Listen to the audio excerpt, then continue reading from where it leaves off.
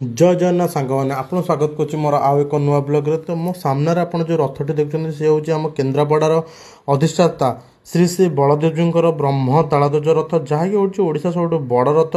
यही रथर उच्चता हूँ 65 फुट, चौड़ा हूँ 34 फुट आउ ये रथरे 7 फुट्र 14टी चक्का लगी थाए। एथिरे प्रभु श्री श्री बलदेवजी तांको भाई श्री जगन्नाथ और माता सुभद्रा को नहीं मौसी घर को जाती।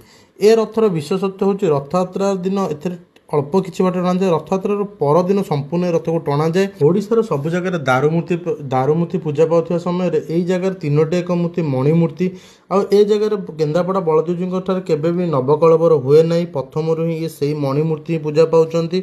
आ सबुठी एठी विशेषत्व होउछंती बड़ भाई बलदेवजी। एठी बलदेवजी टे बड़ जेहेतु बड़ भाई तो एठारे मूर्ति भी बड़ बलदेवजी बहुत बड़ थांती। यही रथ बा ब्रह्मताल रथर ऊपर लगी पताका को उन्नानी पताका कहुए।